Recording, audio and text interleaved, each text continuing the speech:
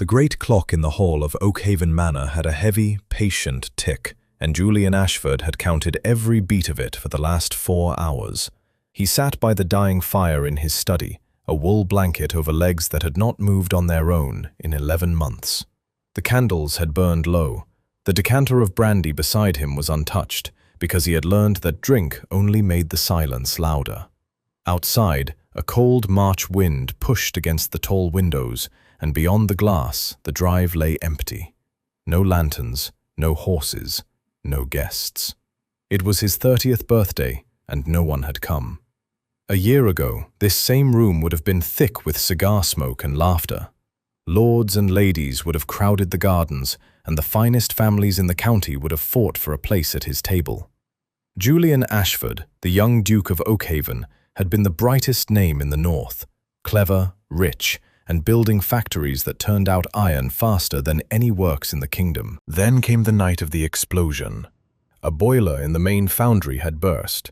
Julian had run into the fire himself to pull his men clear, and a falling beam had caught him across the spine. The men lived. He did not walk again. And when the news spread that the young duke was ruined in body and drowning in debt, high society dropped him as quickly as a hot coal. The invitations stopped. The letters stopped. Even the men he had saved found reasons to keep away, as if his misfortune might be catching. The clock began to strike 12. Julian closed his eyes and let each chime fall on him. He had told himself he did not care. He had told himself so many times that he had almost come to believe it. But sitting there in the cold, listening to the last stroke fade into nothing, he felt the truth settle in his chest like a stone. He was alone, and he would stay alone. Then, 1 minute past midnight, the study door opened. He turned his head, expecting Mrs. Price, the housekeeper, come to bank the fire. Instead, a young woman stood in the doorway, and she was not one of the parlor maids he half recognized. She was slight, with dark hair pinned back beneath a plain cap, and her grey dress was smudged with soot and machine grease. Her hands were rough, her knuckles scraped raw. She looked, he thought, more like a workshop hand than a housemaid. "Forgive the hour, Your Grace," she said. Her voice was quiet but steady. "I could not give this to you in front of the others. There are no others left to give it in front of." Julian frowned. "Who are you?"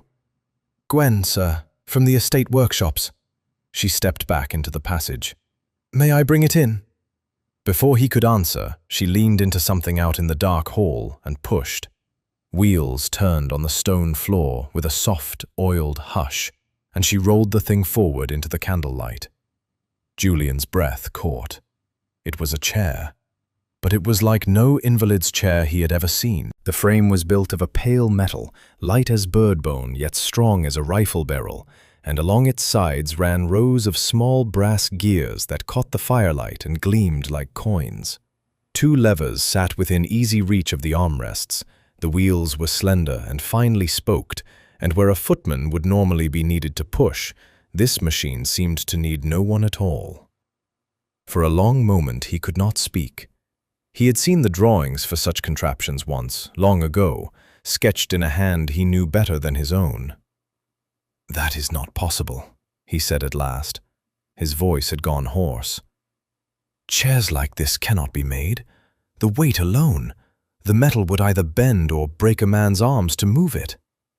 "It will do neither," Gwen said. She wheeled it close and set the brake with her foot. "It carries its own force through the gears. Turn this lever and the wheels do the labor, not your shoulders. I have tested it 100 times. She paused, and something almost like hope crossed her face. "I built it for you, Your Grace. Only for you." Julian stared at her, then at the chair, then back at her soot-stained hands. "Why?" he asked. It came out sharper than he meant. "Half the county will not so much as write my name. Yet a girl from the workshops sits up past midnight to build me a machine no engineer in London could dream of. Why would you do such a thing?" Gwen met his eyes without flinching. "Because everyone was wrong about you, sir," she said softly. "And because everyone was wrong about your father, too. May I show you what I mean?" She held out one battered hand toward the levers, inviting him. Julian looked down at the chair that should not exist, this beautiful, impossible thing that had appeared out of the dark on the loneliest night of his life. His heart was pounding in a way it had not pounded in nearly a year. Slowly, he reached out and closed his fingers around the cold brass lever.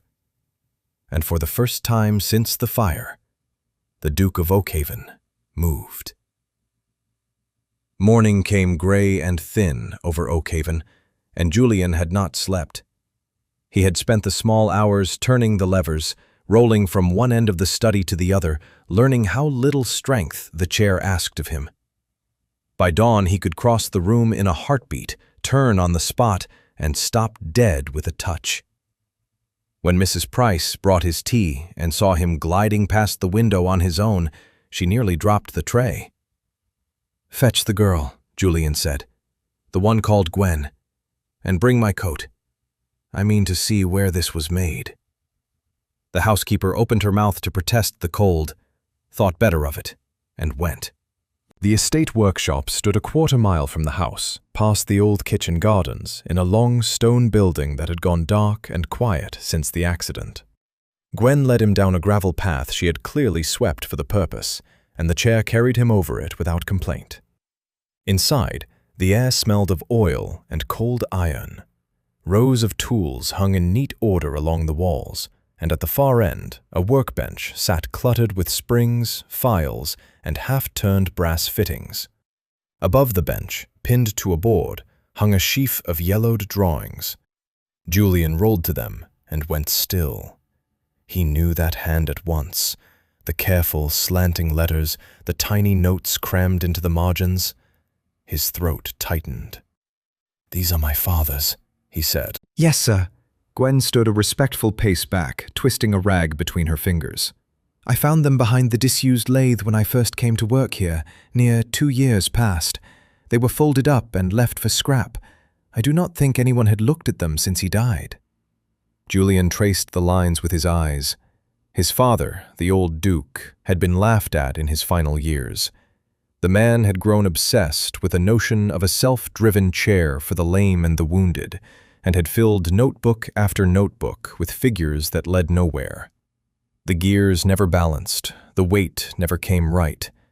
When he passed, the family had quietly agreed the old man's mind had wandered, and the drawings were buried with his memory. "He could never make it work," Julian murmured. "He died, believing he had failed." "He had not failed." Gwen came forward now, and there was a fire in her plain features that he had not seen the night before. "He was only missing one thing. Look here." She tapped a column of numbers where the old Duke had crossed out figure after figure. "He kept trying to make the large gear turn the small one. That is where the weight beat him. But if the force runs the other way, through a second set of wheels I added underneath, the whole thing lightens. The mistake was small, a single ratio wrongly set." Julian looked up at her sharply. "You solved it? A workshop hand solved what a lifetime of study could not." Color rose in her cheeks, but she did not look away. "I taught myself, sir. My father was a mill mechanic before he took ill, and he let me sit with him among the machines when I was small. When there was no money for schooling, I read what books I could borrow and puzzled out the rest by candle. Numbers come easy to me. They always have." She lifted her chin. "Your father was not a fool. He was right about all of it. He simply ran out of years before he found the last piece." For a long moment, Julian said nothing. He thought of the old man dying in his bed, sure he had wasted his final decade chasing a dream. And here was proof, gleaming and alive beneath him, that every hour of that work had been sound. "You have given him back his name," Julian said quietly. "You understand that? You have proved a dead man right." "I only finished what he started." Gwen bent and picked up a small brass gear from the bench, turning it in the light. "This is the piece that changes everything. It is worth more than the whole factory ever was. A chair like this could be built for every crippled soldier, every miner crushed underground, every— The workshop door banged open behind them. A footman stood there, breathless from running, his livery askew. "Your Grace," he gasped. "A carriage on the drive. Lord Stirling asks to see you at once. He says it is a matter of business, and he will not be turned away." Julian felt the warmth drain from the room. Stirling. The very man who had grown rich the day Oakhaven fell. He looked at Gwen and at the drawings on the wall behind her. "Cover your father's work," he said. "Say nothing of it, not one word." Lord Stirling waited in the grand drawing room as though he already owned it. He was a broad man of 50, dressed in a coat of dark blue superfine, with a heavy gold watch chain looped across his waistcoat. When Julian rolled through the tall doors, Stirling was standing at the window with his hands clasped behind him, studying the grounds like a buyer counting acres. "Ashford," Stirling said, turning. His smile was warm, and his eyes were not. "I was grieved to hear you had shut yourself away. A man should not hide from the world merely because the world has moved past him." "You have never in your life called on a man out of grief, Stirling." Julian stopped in the center of the room and folded his hands. "Say what you came to say." Stirling gave a small laugh and drew a folded document from his coat. "Very well. Plain dealing, then. I have always admired that in you." He laid the papers on the low table between them. "Your factories are ruined, Ashford. The great foundry stands cold, your debts mount by the week, and no bank in the county will lend another shilling to a name so unlucky. I am offering to take the whole burden off your hands." Julian did not reach for the papers. "And the price?" "Fair, given the state of things." Stirling named a figure. It was a fraction of what the works had been worth. It would clear Julian's debts and leave him a beggar in his own house, stripped of the last thing his family had built over 3 generations. The insult of it was so bare that Stirling had not even troubled to dress it up. "You want Oakhaven for the cost of a good horse," Julian said. "I want to help an old rival find peace." Stirling spread his hands. "Sign, and you may keep the manor and live out your days in quiet comfort. Refuse, and the creditors will take everything soon enough, and you will get nothing at all.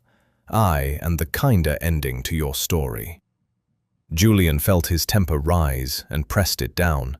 He had learned, in 11 months of stillness, that a cold head cut deeper than a hot one. "I will read it," he said, "and give you my answer in due course." Of course, of course." Stirling made to gather his gloves, and as he did, his gaze dropped to the chair beneath Julian. He paused. Julian saw the exact moment it happened. Stirling's eyes moved along the pale metal frame, the gleaming rows of brass gears, the twin levers set beneath the Duke's resting hands. His smile did not fade, but something behind it sharpened, the way a fox sharpens when it scents a henhouse on the wind. "That is a curious chair," Stirling said slowly. "I have never seen its like. Where did you come by it?" "A gift," Julian said. "Nothing more." "A gift?" Stirling stepping closer, and now he was not bothering to hide his interest. "It moves you without a footman. I watched you cross that floor with no man behind you. There is not a physician in London who could supply such a thing. There is not a works in Europe that could build it." He wet his lips. "How is it driven?" "That is my own affair." Stirling straightened, and for a heartbeat the whole shape of his visit changed before Julian's eyes. He had come to buy a ruined man's land for pennies. He was leaving with the knowledge that the ruined man sat upon something worth a fortune, a machine every wounded soldier and broken miner in the Empire might one day beg to own. "You know," Stirling said, and his voice had turned smooth as poured cream, "perhaps my offer was too hasty. A man of your ingenuity may have more to trade than mere brick and iron. I should like to talk again, when you have had time to think.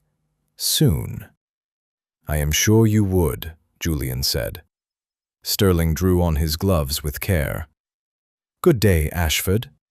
Do consider the papers, and that remarkable chair. Such things are far too valuable to leave lying about a lonely house." He inclined his head and swept out, and a moment later the crunch of carriage wheels carried across the gravel and faded down the drive. Julian sat very still in the empty room. Sterling had come to bury him. He was leaving with a treasure map instead. And a man like that, once he scented gold, did not simply go home and forget it. Julian turned his chair toward the door and went to find Gwen. Julian did not go to bed that night. He sat in his darkened study with the curtain drawn back a hand's width, watching the black line of the workshop against the sky. Sterling's face kept returning to him, that quick, greedy sharpening when the man's eyes had found the gears. He knew the look. He had worn it himself in his hungrier years, and he knew it never went home empty. Near 2 in the morning, a light bloomed by the workshop wall. It was small and low, a shuttered lantern held close to the ground, and it moved along the building toward the far door. Julian's breath fogged the glass. A second figure followed the first, both of them crouched, both careful. No honest man crept about a workshop at that hour. He turned his chair and rolled through the sleeping house without a sound. That was the gift of Gwen's work. The wheels were oiled so fine they made less noise than a footfall. He reached the servants' passage and tapped low on the door where he knew she slept near the kitchens. She came at once, still dressed, a shawl thrown over her shoulders. "I could not sleep either," she whispered. "You saw them?" "2 men, at the workshop." Her face went hard. "The blueprints." They went out through the scullery door into the cold. The gravel would have betrayed a walking man, so Gwen led them along the grass verge, and Julian's chair rolled over it, silent as a shadow. They came up behind the low garden wall and looked across. The workshop door stood open. Inside, lantern light swung and steadied. One man knelt at the workbench with a small folding camera on a wooden tripod, the sort a surveyor might use, and he was angling it up toward the board where Gwen's finished drawings hung. The other man had a satchel open and was lifting tools into it one by one and reaching for the original blueprints pinned above. "He means to photograph my corrections and carry off your father's papers both," Gwen breathed. "If Sterling has the drawings and a plate of the finished design, he can claim the whole of it was his." Julian's mind moved fast. To rush in was madness. There were 2 of them, and he could not stand, let alone fight. But the workshop had one weakness that was also its strength. The old building had been fitted years ago with heavy iron security grates across every door and window, meant to guard the estate's tools from thieves. And the grates locked from the outside. "The grates," he whispered. "Can we drop them without being seen?" Gwen's eyes lit. "The chains run along the outer wall. The far window first. It is behind them." They moved. Gwen slipped to the workshop's blind side and eased the first chain from its hook. The iron grate slid down over the rear window with a soft rattle, and inside, the kneeling man's head came up. Julian was already at the side door. He gripped the heavy chain there, braced his arms, the strength the chair had given back to his shoulders serving him now, and let it run. The great grate crashed down across the doorway. Both men spun. The one with the satchel lunged for the exit and struck the bars with a clang. Too late. His lantern swung wildly, throwing shadows up the walls. "Open this!" he snarled through the iron. "Open it, or you'll regret the night you were born." "I think not," Julian said calmly, rolling into the light where the man could see him. "You are trespassing on the property of the Duke of Oakhaven, and you are caught. Photographing another man's work by lantern is a curious trade. I wonder whose wages pay for it." The man's face drained white. He said nothing, which said everything. Gwen darted along the wall and dropped the last 2 grates, sealing the front window and the second door. The spies were boxed inside, penned like poachers in a cage, their camera and satchel useless behind the bars. "Rouse the grooms," Julian told her. "Send a man for the parish constable. Let these two explain their errand to the law." Gwen ran for the house, her shawl streaming behind her. Julian stayed, keeping watch through the iron on the two men who now paced and cursed in the swinging lantern light. He felt no fear. For the first time since the fire, he felt useful, a man who had guarded something that mattered. But as the cold crept into him, one thought hardened. Sterling had shown his hand. He would not stop at one failed theft. The war for his father's invention had begun. By first light, Julian had made his decision. The parish constable had come and gone, and the two spies were carted off to the county jail. But when questioned, neither man would name his master, and without that name, there was nothing to lay at Sterling's door. The law had the hands. Sterling kept his head clean. "He will only send others," Julian told Gwen over a hurried breakfast, "and next time they will not be so clumsy. A man like Sterling has money enough to buy patience. We do not." "Then what do we do?" Gwen asked. "We go to the capital." Julian set down his cup. "There is a patent registry in the city. If we register the design in your name and my father's, no forgery of Sterling's can stand against a lawful claim. Whoever holds the patent holds the invention. We must get there before he thinks to do the same." They packed within the hour. The prototype chair was too precious to leave, and Julian would need it besides, so the grooms crated the spare parts, and Gwen rolled the original blueprints into a leather tube she would not let leave her hand. By mid-morning, a hired carriage carried them to the railway station, and by noon they were aboard the Northern Express, thundering south toward the great industrial city. They took a private compartment, curtains drawn, the leather tube wedged safe between them. For a long while neither spoke, both worn thin by the sleepless night. The green country slid past the window, hedgerows and grazing sheep giving way slowly to the smoke and chimneys of the manufacturing towns. It was Gwen who broke the quiet. She had spread a fresh sheet of paper across her knee and was sketching. "If this is to be built for thousands," she said, "it cannot be made as I made yours, by hand, one gear at a time, over 3 months. It must be simpler. Fewer parts, parts that a factory can turn out the same, again and again." Julian leaned to look. "Show me where the cost lies." She pointed to the underframe, the second set of wheels that carried the load. "Here, each of these is filed by hand to fit. If the fit is wrong by a hair, the whole thing binds." Julian studied it, and the old instinct woke in him, the trader's mind that had once made Oakhaven rich. "Then you do not file them to fit. You cast them all from a single mold, oversized, and grind them down on a lathe to one exact measure. Every gear identical. Any works with a decent lathe could turn out 100 a week." Gwen stared at him. "That would cut the labor by half." "More than half." He took the pencil from her hand and marked the drawing. "And here, if the levers are made of stamped steel rather than cast brass, cheaper still and lighter. You know the machine, I know the market. I know what men will pay and what they will not." He looked up, and something passed between them, quick and clean. "I have not felt this in a year, Gwen. This wanting to build a thing." She smiled, the first true smile he had seen from her. "Your father would have liked you at this table."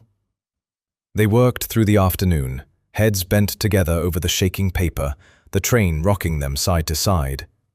She would name a problem of iron and stress, and he would answer with a problem of price and trade, and between the two of them, the design grew leaner, stronger, ready for the world.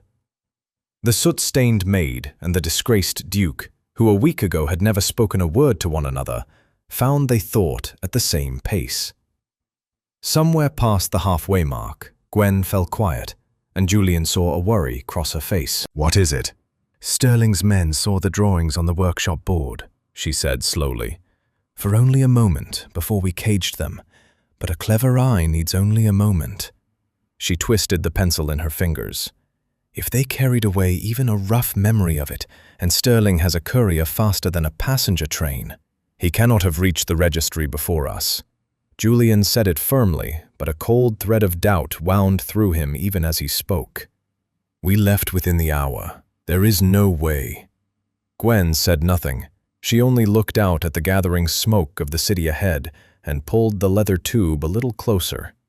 The train slowed, brakes shrieking, and the vast smoke-blackened roof of the capital's great station rose up to swallow them. The patent registry office stood in a grand gray building of columns and cold stone, its high hall filled with the scratch of pens and the murmur of clerks. Julian and Gwen crossed the marble floor beneath the stares of well-dressed men who plainly wondered what a maid in a grease-marked cloak was doing wheeling a cripple through such halls. They came to the long counter. A thin clerk with spectacles looked down his nose at them. "We wish to register a patent," Julian said. "A mechanical invalid's chair, self-driven. I am the Duke of Oakhaven, and this lady is its engineer. The design is here." Gwen laid the leather tube on the counter. The clerk's brow creased. He did not reach for the tube. Instead, he turned and consulted a ledger, running his finger down a fresh column of entries. His finger stopped. "A self-driven mechanical chair, you say?" He looked up, and something in his face had gone careful. "By what name is the design known?" "It has no name. It is new." "I am afraid it is not." The clerk turned the ledger and set it before them, tapping one line. "A patent for a self-driven mechanical chair with brass gearing and a lower carrying frame was filed and accepted this very morning, 1 hour past opening." He read the entry aloud. "Lodged in the name of Lord Sterling." The hall seemed to tilt beneath Julian. Beside him, Gwen made a small, wounded sound. "That is impossible," Julian said. "That design is ours. It was built on my late father's work and completed by this woman's own hand. Sterling has never so much as held a wrench in his life. He sent thieves to my workshop 2 nights ago. His men are in jail for it now." The clerk's expression did not soften. "Lord Sterling is well known to this office, a gentleman of the highest standing. He arrived by fast courier with a full set of drawings, properly witnessed and signed." He glanced from Julian's plain traveling coat to Gwen's rough hands and back again, and the meaning of the glance was clear. "You will forgive me, Your Grace, but a great many people come through these doors claiming that some famous invention is truly theirs. The office cannot act on claims. It acts on proof." "The original blueprints are proof." Gwen's voice shook, but held. She uncapped the tube and drew out the yellowed sheets, spreading them across the counter with trembling fingers. "Look, these are drawn in the hand of the old Duke, dated years past, long before Sterling ever heard of any chair. Every calculation is here. Sterling's man could only have copied these." The clerk gave the sheets a brief, uninterested glance. "Old paper and old dates prove nothing. Anyone may draw a thing and write yesterday's year upon it." He closed the ledger. "Lord Sterling's application is complete, witnessed and lawful. Yours is a bundle of unsigned sketches carried by a serving woman. I am sorry. Without undeniable proof that his filing is false, this office will recognize his claim over yours. That is the whole of it." "You will not even hear us," Julian said quietly. "I have heard you." The clerk turned away to the next man in line. "Good day." Gwen rolled the blueprints back into the tube with shaking hands, and Julian saw the tears standing bright in her eyes, held back only by pride. He steered them out of that cold hall and into the gray clamor of the street, where the noise of drays and hawkers washed over them, and no one cared at all. For a moment they sat in the shadow of the great columns, defeated. "He beat us by an hour," Gwen whispered. 1 hour. His courier must have ridden through the night and changed horses at every post." She pressed the tube to her chest. "It is his now. In the eyes of the law, my father's work and mine belong to the man who stole it." Julian looked at her, at the raw hands that had built a miracle by candlelight, at the grief in a face that had asked nothing for itself. Something in him refused to bend. "No," he said. "He has the paper. He does not have the thing itself." He turned his chair to face her. "Sterling means to show his stolen chair to the world, does he not? To draw investors and make his fortune from it. A man that proud will not hide it away. He will put it on a stage." Gwen wiped her eyes. "What good does that do us?" "Perhaps none," Julian said, "or perhaps everything. Tell me, Sterling's men copied your drawings from the workshop board. Which drawings exactly? The finished ones or the first?" Gwen went very still. They took a cheap room above a machinist's shop near the Grand Exhibition Hall, and Gwen spread every scrap of paper she owned across the narrow bed. "Say it again," she told Julian. "The drawings on the workshop board. Which were they?" Julian pictured the wall as it had been that night, the lantern swinging, the kneeling spy with his camera aimed upward. "The board above the bench, the large sheets pinned in a row." Gwen's hands had gone still over the papers. "Those were the first fair copies I made," she said slowly. "Months ago, when I still thought your father's original ratio was correct." She looked up, and color was rising in her cheeks. "Julian, I did not correct the flaw on those boards. I found the mistake later, and I fixed it here." She snatched up a smaller, newer sheet. "On this one never left my hand. This one they never saw." Julian felt his heart quicken. "Then the drawings they photographed carry the old error." She was on her feet now, papers scattering. "The very error that beat your father for 10 years, the large gear driving the small. I built your chair the right way, with the force running through the underframe. But the sheets on that wall still showed the wrong way, because I never troubled to redraw the fair copies once the machine itself was working." Julian could hardly breathe. "So Sterling has copied the mistake?" "Every line of it." Gwen pressed her fingers to her mouth. "If he builds his chair from those drawings, and he must, for they are all he has, then his gears will bind exactly as your father's models bound. Not at first. It will roll smooth enough across a flat floor with a light man in it, but put a real load upon it, force it up a slope or hold it against a strain, and the mismatched gears will seize solid." She let out a shaking breath. "It will fail. It cannot help but fail." Julian rolled to the window and looked out at the great glass roof of the exhibition hall glowing in the dusk, where even now Sterling was surely making ready to show his prize to the world. "He does not know," Julian said softly. "He is no engineer. He copied a drawing he cannot read and believes he holds a working machine. He means to stand before every wealthy man in the empire and drive it, and he has no notion that it is built to break." "He has already put the drawings on his display boards," Gwen said. "I saw them being carried in when we passed the hall. Great mounted schematics for the investors to admire. The flaw is printed there for anyone with eyes to read, but no one there has eyes to read it. Only I do." They looked at one another, and the room seemed to hold its breath. "Then this is how we take it back," Julian said. "Not with lawyers, not with the registry that would not hear us. With the machine itself." He turned from the window. "Sterling will present his chair before the crowd, and before he can secure a single promise of money, I will roll onto that stage in yours, the true one, the one that works, and I will challenge him to a test, a plain, honest test of load, before every witness in the hall. His will fail, mine will not." "And when his ceases," Gwen said slowly, understanding, "you will ask why, publicly, and I will step forward and explain the mathematics that he cannot, because only the true inventor could know the correction that his own drawings lack." The registry wanted undeniable proof of origin. A hard smile crossed Julian's face. "We shall give it to them in front of 1,000 people. The man who truly built a thing can mend its faults. The man who stole it cannot even see them." Gwen sank onto the edge of the bed, half laughing, half in tears. "It is madness. If it goes wrong, If his chair holds by some chance, it will not hold. You have said so yourself, and I trust your word above any clerk's ledger in England." Julian reached out and, for the first time, laid his hand briefly over hers. "You gave me back the use of my own body, Gwen. Let me help you win back what is yours."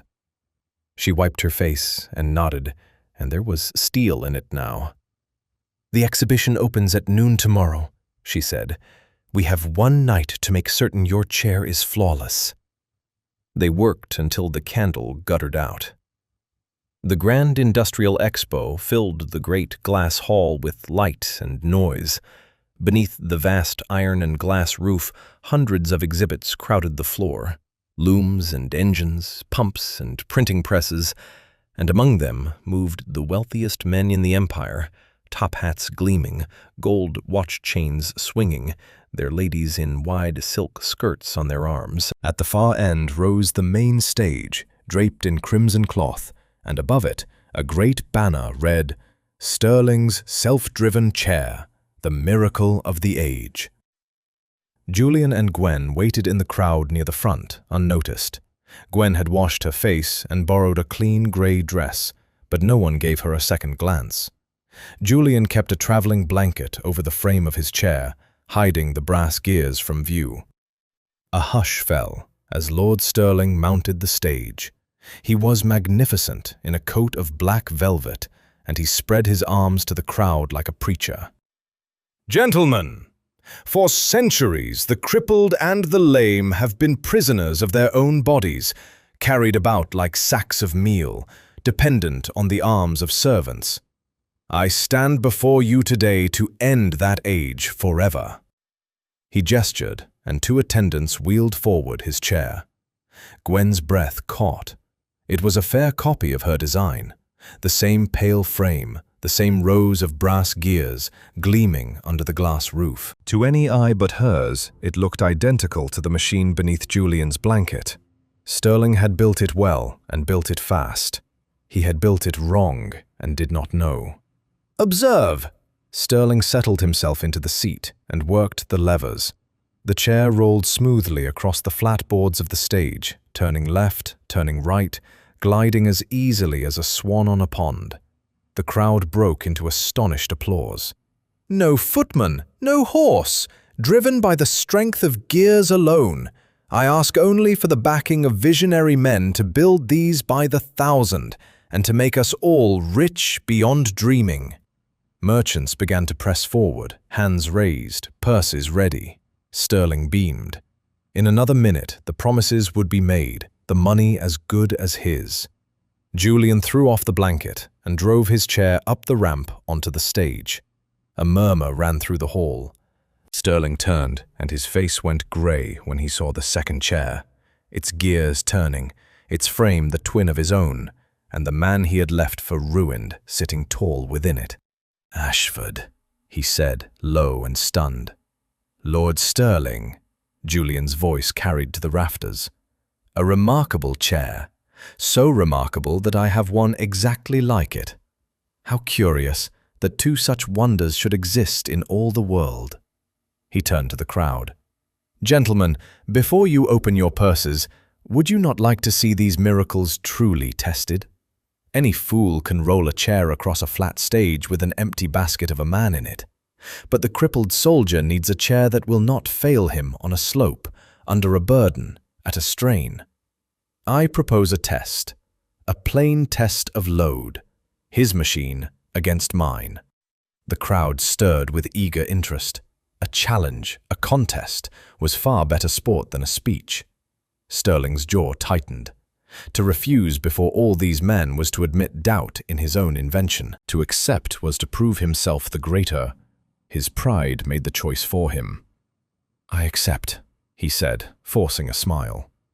"And I shall enjoy watching the great fallen Duke roll his imitation off my stage." Attendants brought forward the test that Julian had asked for the moment he arrived. A ramp of stout timber built to a steep pitch and a set of iron weights to load each chair. The rules were simple. Each machine would carry the weights up the ramp and hold at the top without slipping. A true machine would climb it. A false one would not. "Your invention first, my lord," Julian said. "Age before youth." The crowd laughed. Sterling could not refuse. His attendants loaded the iron weights into his chair, and he set his hands to the levers and began to climb. For the first few feet, the chair rose smoothly. Sterling's smile returned. Then the slope bit, and the load came full upon the gears. There was a sound like a pistol shot. Deep in the mechanism, metal ground against metal. The large gear fought the small, exactly as an old dead Duke's models had fought for 10 wasted years, and the whole works locked solid with a shriek. The chair stopped dead on the ramp. Sterling heaved at the levers. Nothing moved. The hall fell utterly silent.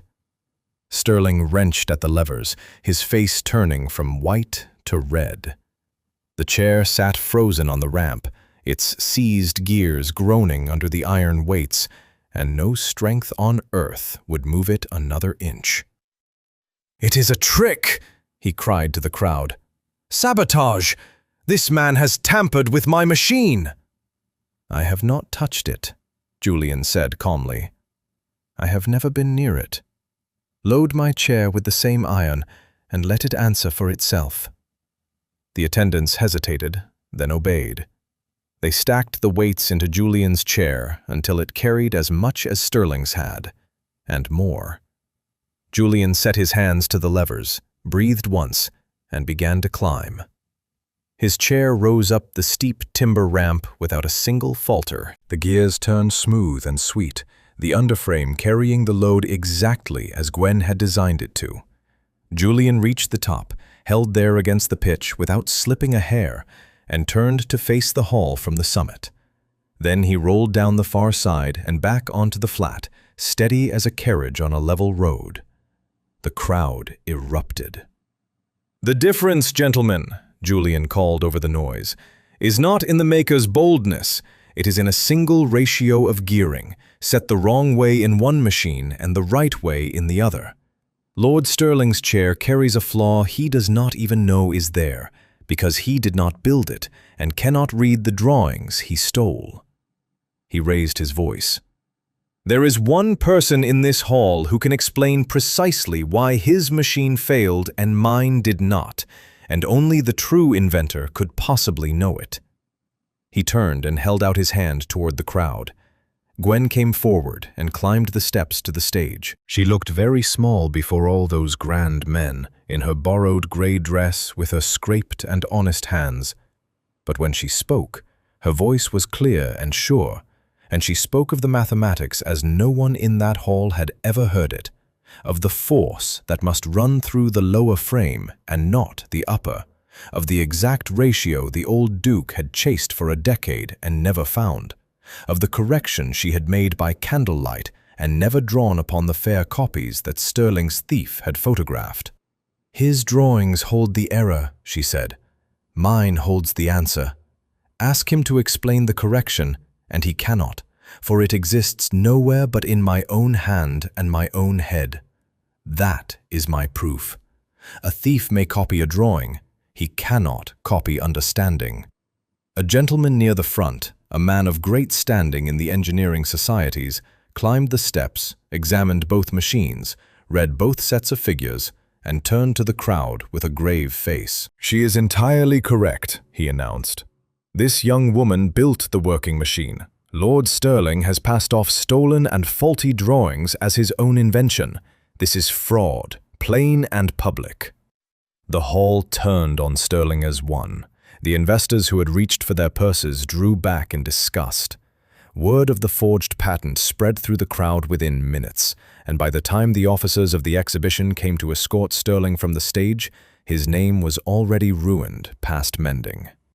In the weeks that followed, the false patent was struck from the registry. The true one entered in the names of the old Duke and Gwen together, and Sterling faced the courts for his forgery. The fortune he had built on other men's misery came apart in his hands. For Julian and Gwen, everything changed. The same investors who had shunned a ruined duke now begged for the honor of backing him.